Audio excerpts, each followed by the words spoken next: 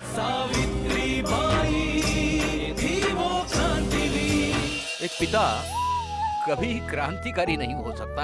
आप बिल्कुल सही कह रहे हैं काका। जब तक हम जवान रहते हैं तब तक हम समाज से लड़ते रहते हैं। जिसका स्वयं का पुत्र उसका शत्रु हो, उसका भला तो विट्ठल जी भी नहीं कर सकते। आज मैं तुम्हारे लिए काफी चिंतित हूँ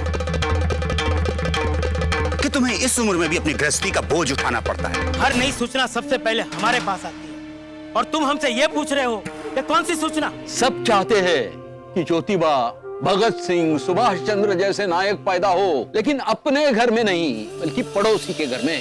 काव्या बेटा, अब हमारे देश के स्त्रियों को शिक्षित होने से कोई नहीं रोक सकता, कोई नहीं रोक सकता। हाँ, कोई कहावत है ना, अकेला चना कभी भांड नहीं फोड़ सकता। अगर एक व्यक्ति अपने मन में कुछ ठान ले तो बहुत कुछ बदल सकता है।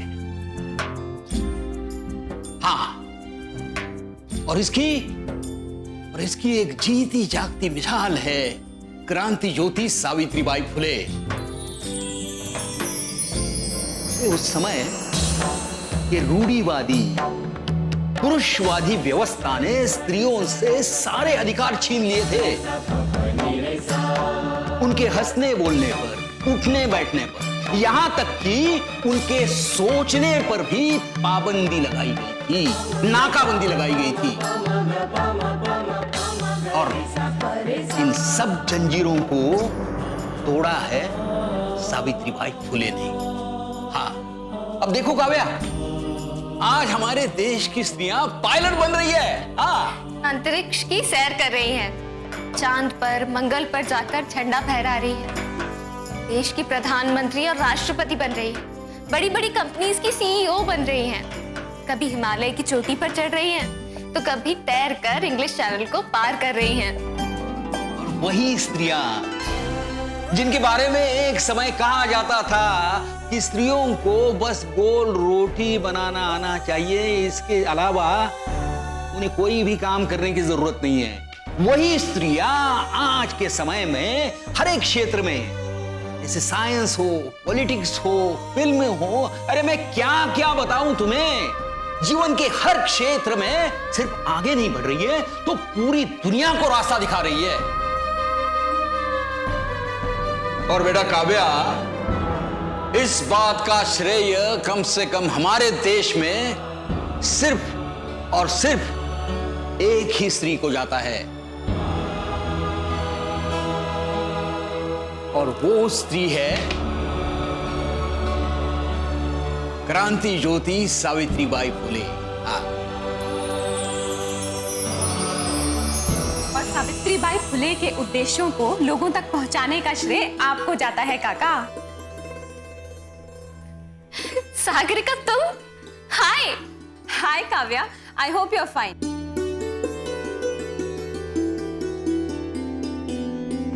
और काका जी, मुझे आपसे बहुत जरूरी काम है। जरूरी काम? मुझसे? अरे बैठो बैठो बेटा, बैठो।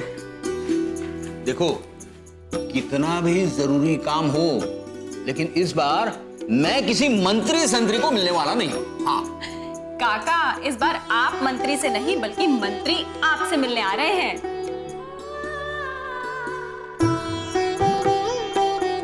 मुझसे मिलने आ रहे हैं? अब तो कोई इलेक्शन फिलेक्शन नहीं है फिर?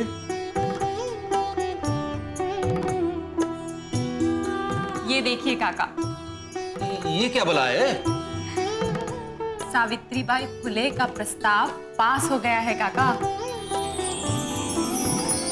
जी काका, देखिए स्कूल का लेटर है ये। लेकिन अचानक ये हुआ कैसे?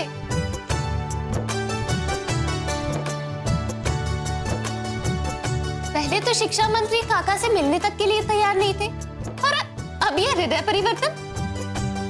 हाँ काव्या, और ये हुआ है सोशल मीडिया के कारण। जी, और पता है काका आपको, काव्या ने जो आपके ऊपर वीडियो बनाई थी ना कि आप एक छोटी बच्ची को पढ़ा रहे थे, वो वीडियो हमने YouTube पर डाल दिया। और आपको पता है काका, देश विदेश से इसे बहुत पसंद कर रहे हैं। काका, लोगों ने देखा कि कैसे एक आधुनिक युग में एक बूढ़ा व्यक्ति एक बच्ची को पेड़ के नीचे पढ़ा रहा है, बिना किसी स्कूल के, बिना किसी विद्यालय के। 5 पूत भारत माता के, पांचों चतुर प्रवीण। गोली खाकर एक मर गया, बाकी रह गए 4 पूत भारत माता के, चारों चतुर प्रवीण। देश निकाला, मिला एक को, बाकी रह गए 3। बिल्कुल ठीक बताया आपने।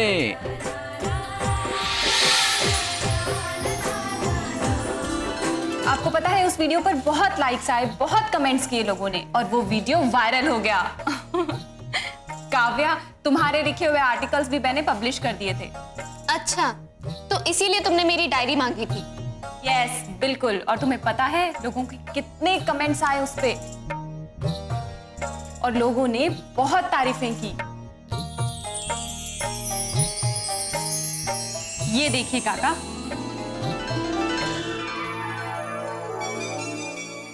और काका, जब किसी एक की आवाज हजारों लाखों की आवाज बनती है ना, तो सरकार उसे चाहकर भी अनसुना नहीं कर पाती।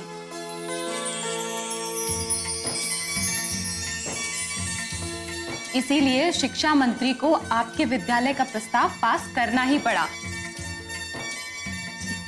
और इतना ही नहीं काका, वो अपने विद्यालय का उद्घाटन करने यहाँ आ रहे हैं, अपने गांव।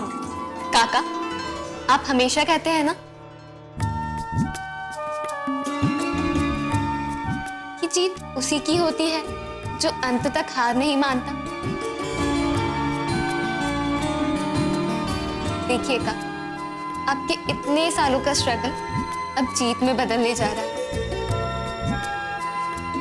जीत खुद चल के आपके पास आ रही है। सावित्रीबाई फुले का स्कूल खुलेगा हमारे गांव में।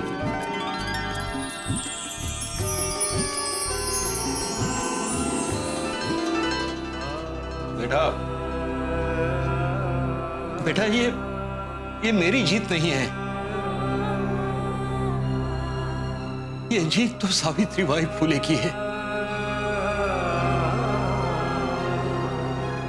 उनके विचारों की है, उनके आदर्शों की है।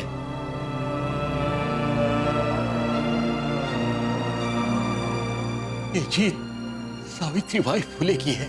हाँ।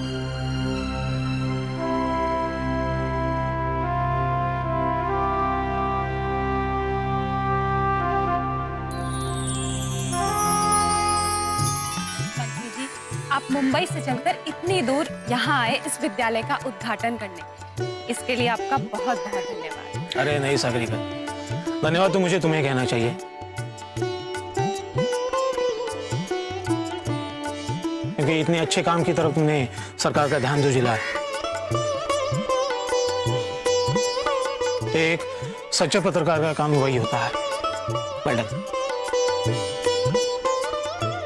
और काव्या, तुम्हारे बारे में मुझे सब कुछ पता चला है। शहर की नौकरी छोड़कर तुम इस गांव में आई, सावित्रीबाई फुले का उद्देश्य को पूरा किया। Very nice. मैंने सरकार से बात की है, सरकार आपको नौकरी भी देगी और पुरस्कार भी देगी। चलिए मंत्री जी, अब आप अपने हाथों से इस विद्यालय का उद्घाटन कीजिए। अरे नहीं नहीं सागरिका, इस महिला विद्यालय का उद्घाटन के लायक मैं व्यक्ति नहीं हूं।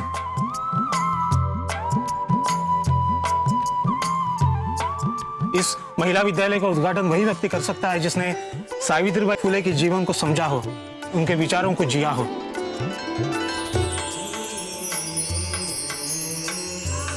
काका, इस महिला विद्यालय का उद्घाटन आपके ही हाथों से होगा। आइए। मैं कैसे कर सकता हूँ? हाँ काका, मंत्री जी बिल्कुल ठीक कह रहे हैं।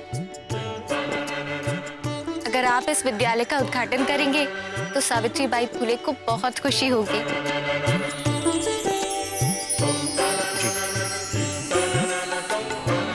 हाँ काका,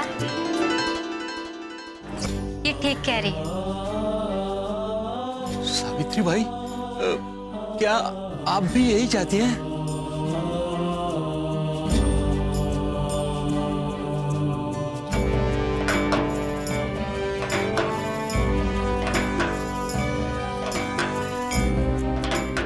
अरे काव्या, ये काका किससे बात कर रहे हैं? सावित्रीबाई फुले से। पिछले 200 सालों से उन्हीं के दिखाए हुए रास्ते पर चलकर तो हमारा देश इतना आगे बढ़ा है। पहले तो मुझे भी ये सब झूठ लगता था, लेकिन अब मुझे पूरा विश्वास है कि जो भी सच्चे दिल से उनके दिखाए हुए रास्ते पर चलेगा, उन्हें वो जरूर दिखाई देंगी।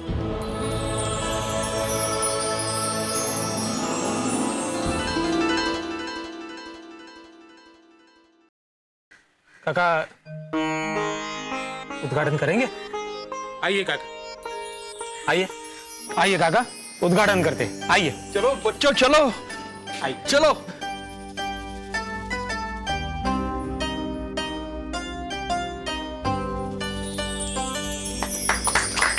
चलो बच्चों, स्कूल चलो चलो चलो चलो बच्चों, अब खूब है पढ़ना, अब नहीं है रुकना। चलो बच्चों चलो, आओ आ जाओ बच्चों, चलो चलो चलो चलो चलो चलो।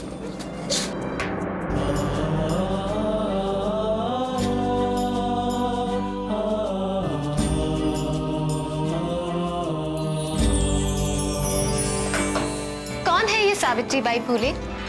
सावित्रीबाई फुले को न जानने का मतलब है अपने आए बाबा को न जानना। सावित्रीबाई फुले का अर्थ नहीं जानना मतलब अपने आप को नहीं जानना। आप मुझसे पूछ रही है सावित्रीबाई फुले कौन है? सावित्रीबाई फुले के बारे में वही व्यक्ति बता सकते हैं जिन्होंने सावित्रीबाई फुले का विचार को जिया। मैं एक ऐसे व्यक्ति को जानता हूं जो सावित्रीबाई फुले का सच्चा अनुयायी है। कौन है वो?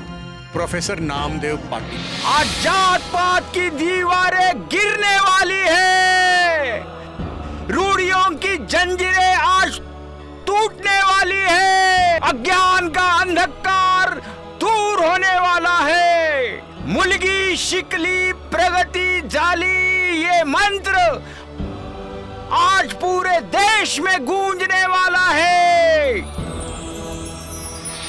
मैंने अपना बेटा खोया है, अब बेटी नहीं खोना चाहता मैं। प्रॉमिस करो तुम दोबारा ऐसी बात दिमाग में नहीं लाओगी तुम। आई प्रॉमिस काका, मैं कहीं नहीं जाऊंगी, यही रहूंगी आपके साथ और आपसे सावित्रीबाई की कहानी सुनूंगी। मैं कैसे थक सकता हूं?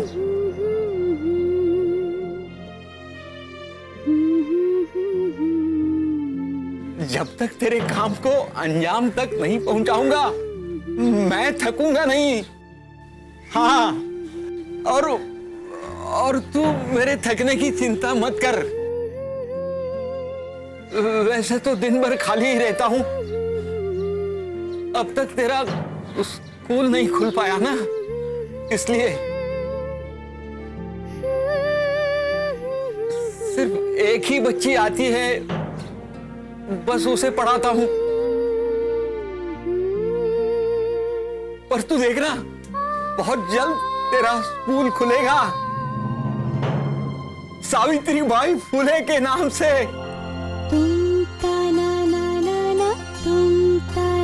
तेरे नाम का।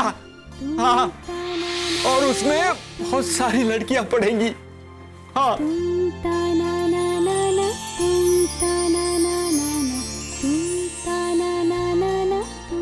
तुम नहीं आओगे मेरे विद्यालय में?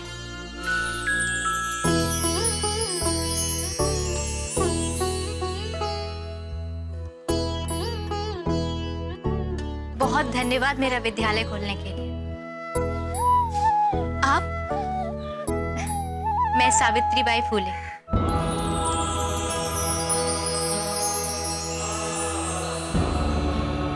जो भी सावित्रीबाई के दिखाए हुए रास्ते पर सच्चे मन से चलेगा उसे सावित्रीबाई जरूर दिखाई देगी।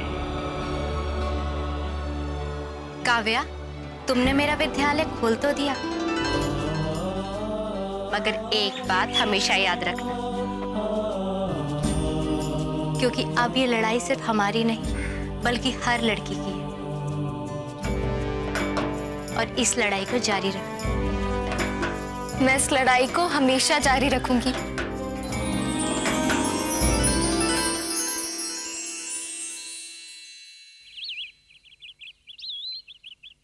अरे काव्या, तुम अकेले यहाँ क्या कर रही हो? कहीं तुम सावित्रीबाई से तो बातें नहीं करने लगी हो ना? नहीं। चलो आओ।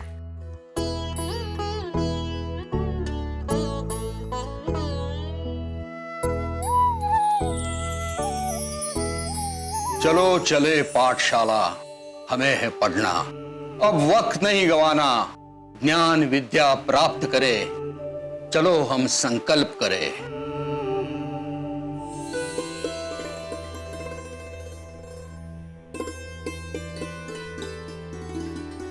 खाने में हम आपके लिए क्या बनाए?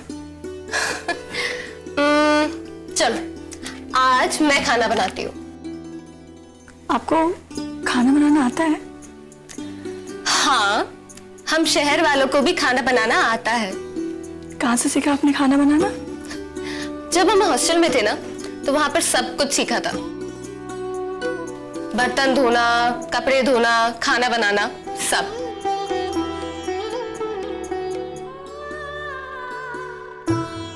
हम 2 मिनट में आते हैं।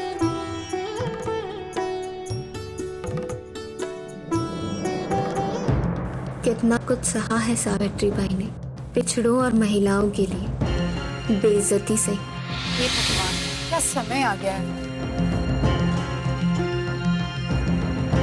एक स्त्री होकर विद्यालय जा रही है। देखा इसे, देसी मुर्गी बिलायती चाल।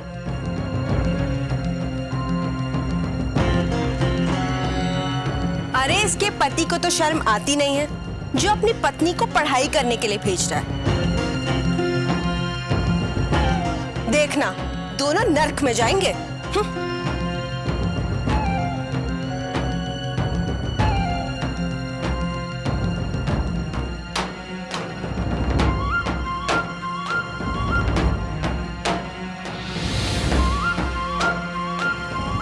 कीचड़ खा रहा।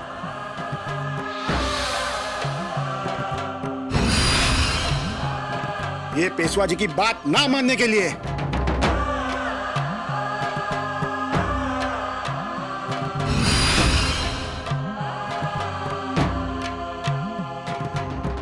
और ये हमारे धर्म के विरुद्ध जाकर लड़कियों को पढ़ाने के लिए। और याद रखना, कभी भी अकेले घर से बाहर कदम मत निकालना।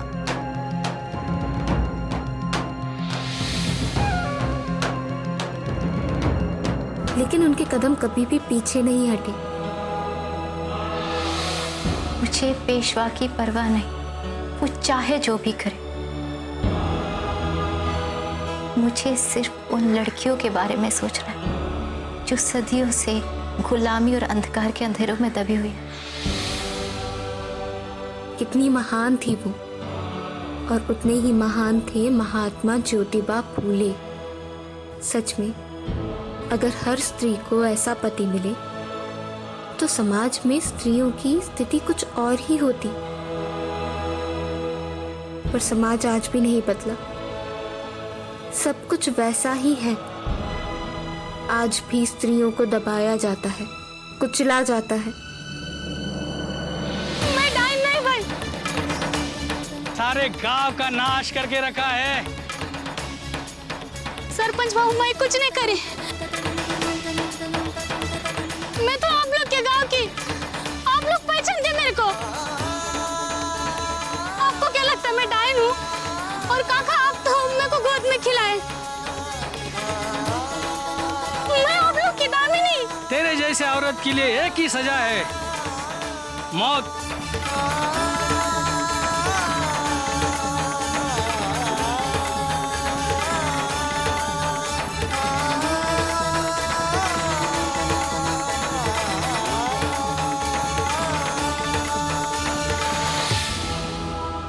पता नहीं ये समाज कब बदलेगा। उस समय हमारा सारा समाज अज्ञानता, गरीबी, भूखमरी और ब्राह्मणवाद की मार झेल रहा था। पिछड़े और महिलाएं पिछले कई सदियों की तरह अब भी अपने मौलिक अधिकारों से वंचित थे।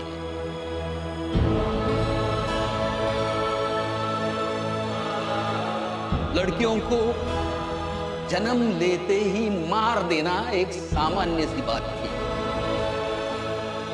काका का विद्यालय तो खुल गया।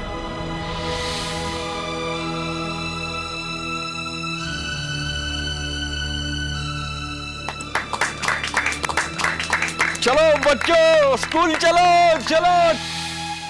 लेकिन क्या सिर्फ एक विद्यालय खुलने से लड़कियों की समस्या खत्म हो जाएगी?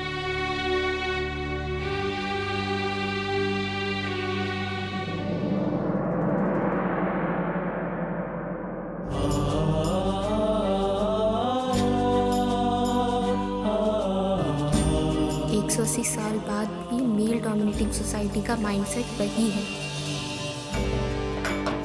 और अब इस माइंडसेट को बदलना होगा।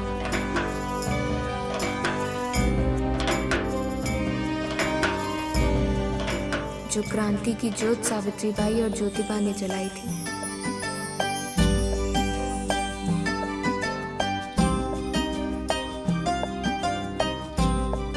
उसे मैं बुझने नहीं दूंगी।